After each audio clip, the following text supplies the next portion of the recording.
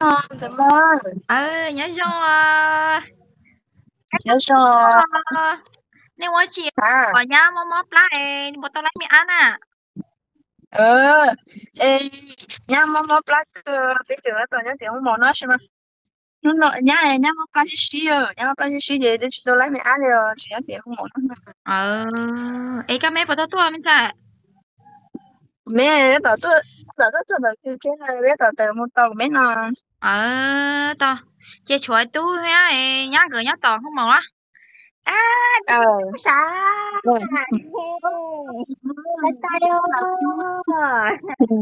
Cái trông cái nhưng mà đằng này nếu một tao cái bé tỏ kêu chế sải tay á.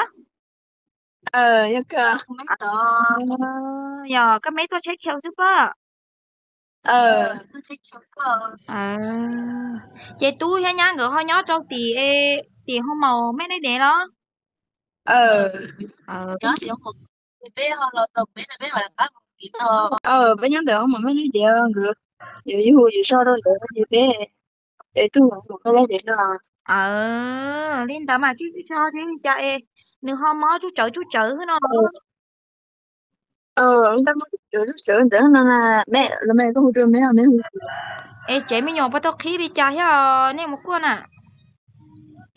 rồi những tí bé xin lấy cố là năm mò tại sao năm mò là tôi có về khí bé xin về tôi ít không lo qua lại khí đi cố nên tới sẽ ở trên mò xí thổ về rồi chạy tới chỉ tôi thọ chạy yêu rồi chạy rồi Này mò nán hút tư yêu nếu màu nam thì cổ tớ ờ nó gì nhá gỡ tu ăn nè chú tu man gì yo tu li na tu na yo ờ ờ Liên tao mà chú mà chỉ gì tôi chỉ thích trời ơi tia sẽ đi chào mà có mà khu đâu tôi nhá gỡ sẽ đi chào được Liên tao người nhớ tiếng cái mẹ ở cho tia ờ cái là chứ tao cái mẹ mua chỉ bé mặc siêu hú đùa đó linh được từ ờ mơ chị được bye bye chị Ken à mẹ à bye bye chị bảo của đi bye bye nó bye thò vậy bye bắt đầu cho một cái cẳng đi mình tốt thế chị tao ấy hả mà mày sợ mà yeah đi đâu anh thấy à chưa linh được ờ nhớ trong tờ bà số nó hôn thon sai chí thì tôi bây giờ là chỉ tôi lòng người thả đó nhớ chẳng chỉ tôi lấy mi áo chị họ bỏ là cho chị cứ họ chơi ha chị cứ khu muốn nó ở bên lòn đó tú thiên đó chẳng xài cho thả bên lòn lên đó thì đòn đó tú thả thì họ dàn xóa đó bên trái rồi giờ đi cho lo với rồi lấy mi áo xin á thọ gần cả lấy mi áo sai rồi thì bà xưa nó thì của tôi chỉ theo có thì của tôi chỉ hay là tổ khấu tôi bên nó nữa em nói sẽ đàn thôi của tôi chỉ với nó ok theo cho không như thì cho nhà cho chị sẽ đánh số tôi đó của tôi chỉ với nó có nữa chế theo của mình phải biết nào không nó có à nào à có nó không có sao không có gì mà cho ta ra cho ông ta ra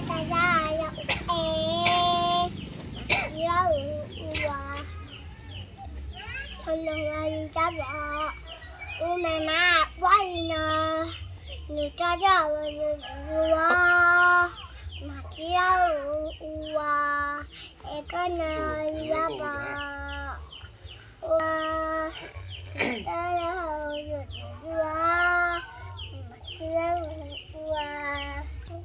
nó các con nó đi cho trời ta này cho cha nha không có đâu có là mà nó đi tao bông mama nó sẽ chị dạ của tôi thay bao nhiêu không cơ tia căng chập là các sự hùa mày tự dây thì sao mày tự dây tia của nhìn nhiệt co nào sao nhà có của nhà có lấy ra tôi nè Các bạn không có á. Căng này à, mày tự cho con là tao đi xin hai à. Chị sẽ đại khả năng hai đứa chưa măng không nè nhở.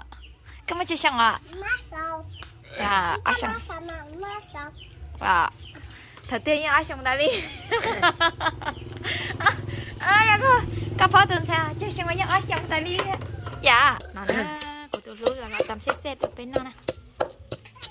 Tầm mà phép của tiền à. Tiền nhỉ? Dạ. Là cao vừa xịt khai rồi à?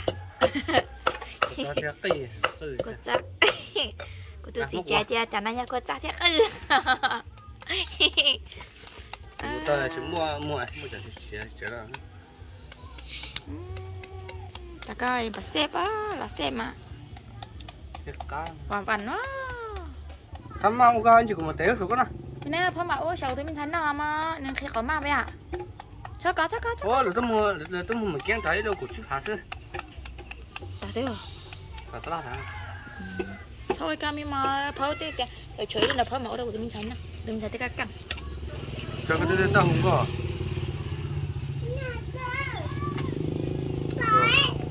Mấy tao hồi á. Ô, như mà đồ săn hả? Vằn vắn được, khoai ni bà mắc kín và vằn đấy, khoai nè. Sao thôi cam mà sầu chỉ cho mình gì lắm à? À, đĩa chưa? Đĩa ông mà sống quan đi.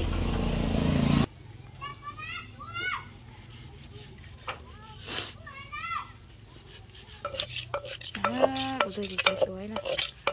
Thế thì một tuổi này ít lắm nói được, một tuổi ít lưu xưa rồi.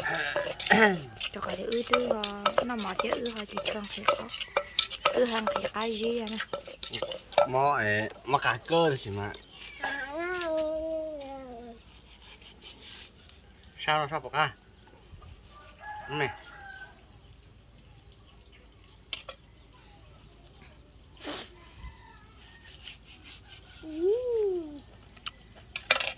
Wow. Cái gì cô?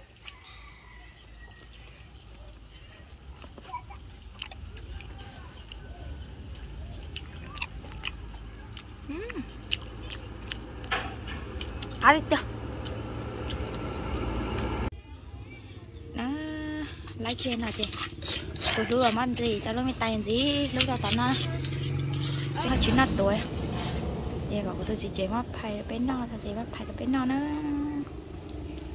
Cho nó có một giấy lui cho. Cầu chi là? Được khen đấy.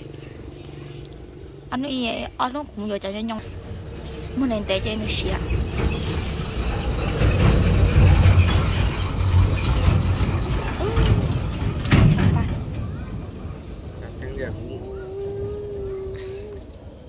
Tới giờ mấy hồi lấy mày mới có ăn đó mà.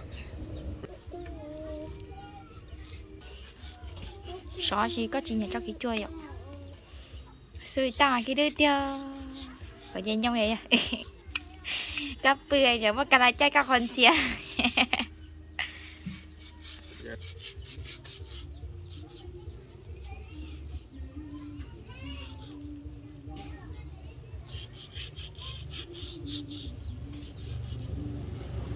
Đấy kia là chuyện nào ha.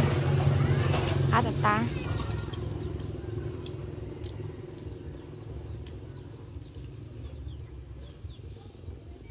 Bọc à. Kata là xe là táo. Có xe tụi nó. Kako. Tụi nó mà hút. Nhập bên đâu chị. Chị kim men. Nó chẳng nó sao coi. Nó để bên đâu kìa.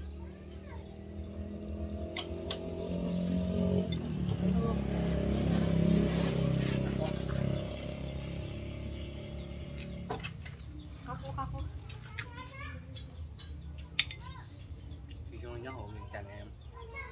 Đấy chẳng có rồi. rồi. Nó chị. Nhà lô han nào xỉa thì số là han xỉa là nó bị tiền là sao đi.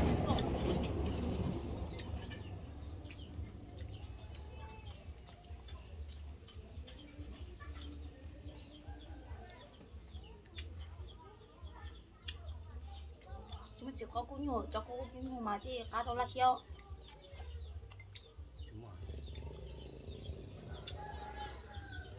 cá là tiêu tôi cú thế nó khá là tài mình thấy nó cái măng mình gì tại cũng có tuổi gì nòng cực kia cũng xin cái khó thổi nó lời ra chỉ trái đi ông nó tao có thổi nòng tiêu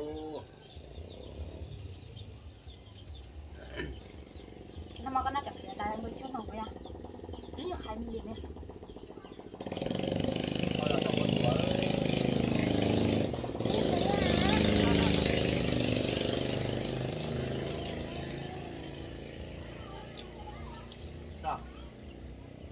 nó vẫn là nó à à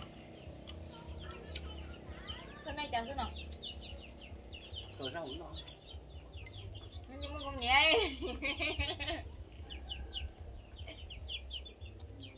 chẳng đâu chắc ưa chị con nhẹ thì phải tài rồi chờ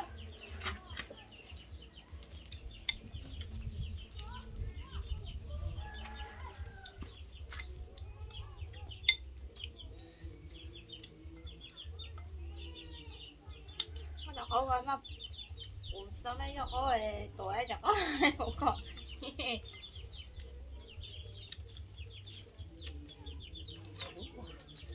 ăn kìa nó có tan không nó á nó có tan ấy